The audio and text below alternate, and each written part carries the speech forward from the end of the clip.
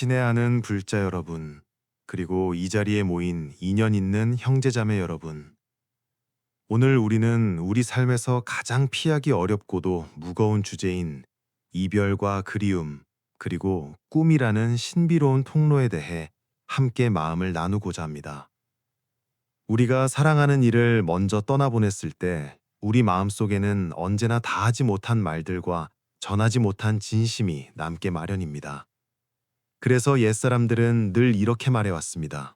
사람이 세상을 떠난 뒤 마음에 못다한 서원이나 깊은 미련이 남았다면 그 영혼은 반드시 꿈이라는 경계를 통해 남겨진 이들에게 소식을 전한다고 말입니다.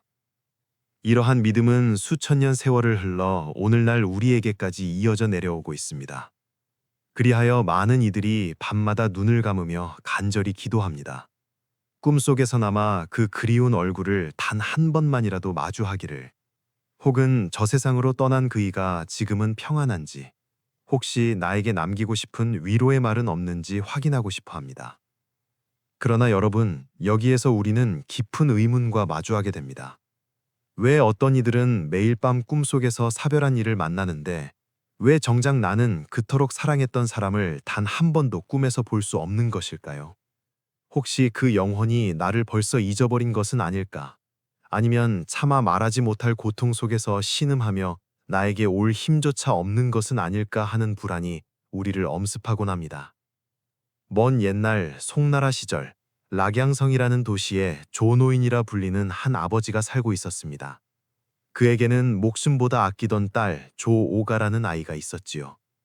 하지만 무심한 세월은 그 가여운 딸을 먼저 데려가 버렸고 조노인의 가심에는 시퍼런 멍자국 같은 그리움만이 남았습니다. 딸이 떠난 지 벌써 3년이라는 세월이 흘렀건만 조노인의 마음속에는 풀리지 않는 거대한 의문이 도사리고 있었습니다. 왜 내 딸은 단 한 번도 나에게 꿈으로 찾아오지 않는 것일까? 이 의문은 날이 갈수록 무거워져 그의 영혼을 짓눌렀고, 조노인은 딸을 향한 깊은 사랑과 슬픔이 뒤엉킨 채 매일을 고통 속에서 보냈습니다.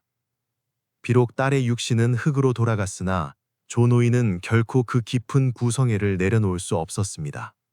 그는 매일같이 생각했습니다. 내 딸은 지금 어디에 있을까? 저 세상에서는 춥지 않고 배고프지 않게 잘 지내고 있을까? 혹시 이 아비를 깨끗이 잊어버린 것은 아닐까? 그의 내면은 한시도 평온할 날이 없었습니다.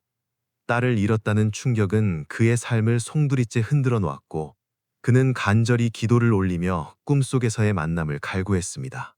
하지만 냉정하게도 꿈속에서 만나는 이들은 언제나 생전 본 적 없는 낯선 사람들 뿐이었습니다. 조노인의 의구심은 깊어만 갔고, 급기야 딸의 영혼이 어떠한 고난을 겪고 있거나 자신을 완전히 저버렸을지도 모른다는 극심한 불안에 빠지게 되었습니다. 그러던 어느 날이었습니다. 조노인은 성남에 사는 오랜 친구를 만나러 가던 길에 날이 저물어 우연히 성황묘 앞을 지나게 되었습니다. 그곳에는 도력이 높고 지혜가 깊은 고승이 머물고 있다는 소문이 자자했습니다. 조노인은 결심했습니다. 그래, 이 성스러운 곳에서라면 내 마음의 빗장을 풀 수 있을지도 몰라.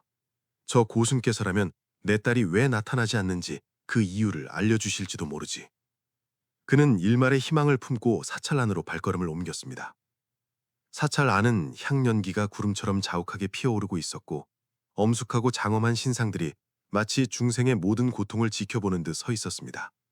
그곳에 발을 들이는 순간 조노인은 오랫동안 잊고 지냈던 기묘한 평온함을 느꼈습니다. 그는 성황신 앞에 경건하게 무릎을 꿇고 엎드려 마음 깊은 곳에 이야기를 쏟아냈습니다. 성황신이시여, 이 못난 아비의 간청을 들어주소서. 제 딸 오가가 떠난 지 벌써 3년입니다. 그런데 어찌하여 저는 꿈속에서 단 한 번도 그 아이의 얼굴을 볼 수 없는 것입니까? 아이가 저를 잊은 것입니까? 아니면 저승의 고통이 너무나 극심해 오지 못하는 것입니까? 조노인이 기도를 마치고 일어나려 할 때였습니다. 법당 한편에서 백발이 성성한 노승 한 분이 자애로운 눈빛으로 그를 가만히 응시하고 있었습니다. 그 노승의 눈빛은 마치 깊은 바다와 같아서 사람의 마음속 가장 깊은 곳에 숨겨진 비밀까지도 꿰뚫어 보는 듯했습니다. 노승은 부드러우면서도 천둥 같은 울림이 있는 목소리로 먼저 말을 건넸습니다. 시주님, 마음에 풀리지 않는 큰 멍에를 지고 계시는군요. 이 노승이 그 의문을 조금이나마 풀어드려도 되겠습니까? 조노인은 가슴이 벅차올라 급히 예를 갖추며 답했습니다. 오, 고승이시여. 제 마음을 살펴주시니 감사합니다. 제게는 도저히 이해할 수 없는 괴로움이 있습니다. 부디 이 어리석은 중생을 일깨워 주소서. 노승은 고개를 끄덕이며 조노인을 조용한 편잔으로 안내했습니다. 자리에 앉자 노승은 조노인의 수척한 얼굴을 살피며 물었습니다. 시주께서는 어찌하여 이토록 슬픔에 잠겨 계신 것입니까? 조노인은 눈물을 참으며 딸을 잃은 사연과 그토록 원하던 꿈속에서의 재회가 단 한 번도 이루어지지 않은 서운함을 낱낱이 고백했습니다. 저는 도무지 알 수가 없습니다. 왜 생판 모르는 남들은 제 꿈에 나타나는데 제가 그토록 사랑하고 아끼던 딸 오가는 왜 저를 찾아오지 않는 것입니까? 노승은 잠시 눈을 감고 깊은 명상에 잠기는 듯 하더니 이내 평온한 어조로 입을 열었습니다. 시주님, 혹시 우리가 꾸는 꿈의 진정한 뿌리가 어디에 있는지 생각해 보신 적이 있습니까? 조노인은 멍하니 고개를 저었습니다. 그저 딸이 보고 싶다는 일념뿐이었지 꿈의 근원 따위는 생각해 본 적이 없었기 때문입니다. 노승은 차근차근 설명을 이어갔습니다. 세상 사람들은 꿈을 그저 허황된 것이라 치부하지만 사실 꿈에는 세 가지 큰 원천이 있습니다. 첫째는 자신의 마음속 깊은 생각이 만들어낸 심념의 발현이요.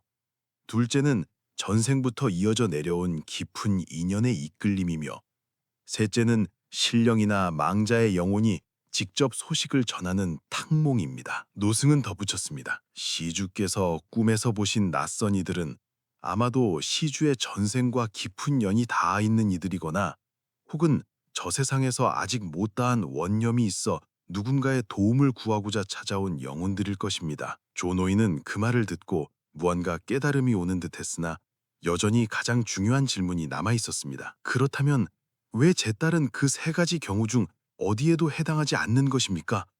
저를 향한 애정이 남들보다 부족해서입니까? 노승은 자비로운 미소를 지으며 다시 물었습니다. 시주님, 부처님께서 말씀하신 육도 윤회의 도리를 들어보셨겠지요. 조노인은 고개를 끄덕이며 답했습니다. 네, 중생이 지은 업에 따라 천도, 인도, 아수라도, 축생도, 아귀도, 지옥도라는 6가지 길로 다시 태어난다는 말씀은 익히 알고 있습니다. 노승이 말했습니다. 그렇습니다. 망자가 꿈에 나타나기 위해서는 반드시 2가지 조건이 갖춰져야만 합니다. 첫째는 그 영혼이 아직 다음 생으로 몸을 바꾸지 않고 중음신의 상태로 머물러 있어야 한다는 것이요. 둘째는 그 영혼이 이승의 삶에 대해 강렬한 미련이나 집착 혹은 못다한 한이 남아 있어야 한다는 것입니다. 조로인은 그 순간 가슴이 내려앉는 듯한 충격을 받았습니다. 그렇다면 고승의 말씀은 제 딸이 이미 다른 몸을 받아 태어났다는 뜻입니까? 노승은 조노인을 깊이 바라보며 연민 어린 눈빛으로 고개를 끄덕였습니다. 성왕신께서 일러주신 바에 따르면 생전에 선하고 깨끗한 업을 쌓은 영혼은 육신을 벗어난 뒤 미련이 없다면 아주 빠르게 다음 생의 길을 찾아 떠납니다. 시주의 딸 오가는 생전에 부모에게 효도하고 마음씨가 지극히 착했지요. 그런 맑은 영혼은 음간의 어둠 속에 오래 머물지 않습니다. 이미 모든 고통을 뒤로 하고 새로운 윤회의 수레바퀴에 올라탄 것입니다. 조노인의 눈에서 굵은 눈물이 흘러내렸습니다. 딸을 다시 보고 싶다는 간절한 소망이 사실은 딸이 너무나 선량했기 때문에 이루어질 수 없었다는 역설적인 진실 앞에서 그는 거대한 심리적 격동을 느꼈습니다. 오랫동안 그는 꿈속에서 딸을 만나 자신의 고통을 치유받기를 원했습니다. 하지만 이제야 깨달았습니다. 딸은 이미 안식을 찾았고 새로운 생명의 길로 나아갔기에 더 이상 이승효 슬픔에 얽매일 필요가 없었던 것입니다. 정말 그럭한 말씀입니까? 그럼 제 아이는 지금 어디에서 잘 지내고 있는 것일까요? 노승은 조노인의 떨리는 물음에 직접 답하는 대신 성왕신의 전언을 다시 한번 강조하며 그가 스스로 진리를 마주하도록 인도했습니다. 그 답은 시주께서 가장 잘 알고 계실 것입니다. 선하고 순결한 영혼이 미련 없이 떠났다는 것은 그 자체가 이미 가장 평온한 곳에 도달했다는 증거가 아니겠습니까? 조노인은 깊은 생각에 잠겼습니다. 자신의 슬픔과 집착이 어쩌면 딸의 영혼이 평온하게 쉬는 것을 방해하고 있었던 것은 아닐까 하는 뒤늦은 성찰이 밀려왔습니다. 그는 마지막 확인을 위해 다시 한번 성왕신 앞으로 향했습니다. 낙양성 동쪽에 자리 잡은 이 고요하고 신비로운 묘우에 밤이 깊어갔습니다. 차가운 달빛이 청석판 바닥을 비추고 향연기는 더욱 짙게 깔려 신비로운 분위기를 자아냈습니다. 조노인은 떨리는 마음으로 성왕신 상 앞에 다시 무릎을 꿇었습니다. 성왕신이시여, 제 마음속에 이 마지막 어둠을 걷어주소서. 3년의 기다림 끝에 제가 마주한 이 진실을 감당할 힘을 주소서. 그때였습니다.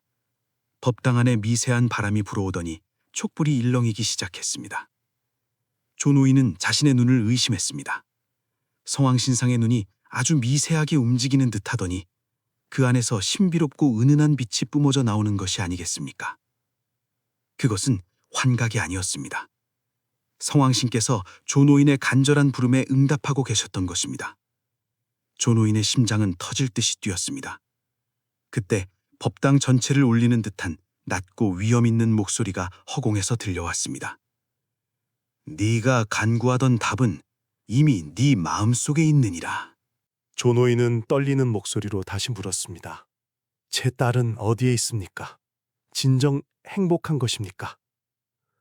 성왕신의 목소리는 엄숙하면서도 깊은 자비심을 담아 울려 퍼졌습니다. 그 아이는 이미 새로운 윤회의 길로 들어섰다. 마음의 한 점의 미련도 유감도 남기지 않았기에 그 영혼은 온전한 안식에 들었느니라. 조노인은 가슴이 찢어지는 듯한 아픔과 동시에 형언할 수 없는 안도감을 느꼈습니다. 하지만 인간적인 정이 어디 쉽게 끊어지겠습니까? 그는 울먹이며 마지막으로 물었습니다. 아이가 저를 정말로 잊었습니까? 이 아비를 더 이상 조금도 필요로 하지 않는 것입니까? 성왕씨는 잠시 침묵하더니 마치 모든 아비의 마음을 다독이듯 부드럽게 답했습니다. 아이는 너를 잊은 것이 아니다. 다만 너의 미련과 걱정을 더 이상 필요로 하지 않을 만큼 자유로워진 것이다. 그 아이는 이승에서의 사명을 다했고 떠남 또한 그 영혼이 더 높은 곳으로 나아가기 위한 수행의 한 과정이었다. 지금 네가 느끼는 이 지독한 고통은 딸에게서 온 것이 아니라 바로 네가 내려놓지 못한 집착이라는 이름의 사슬에서 비롯된 것이니라. 이 말씀은 조노인의 영혼을 정통으로 꿰뚫었습니다. 지난 3년 동안 자신이 겪은 고통의 정체가 무엇이었는지 비로소 환히 드러난 것입니다. 그것은 딸을 향한 순수한 사랑을 넘어 이미 떠난 과거를 붙잡으려 하고 정해진 운명을 거부하려 했던 자신의 이기적인 집착이었습니다.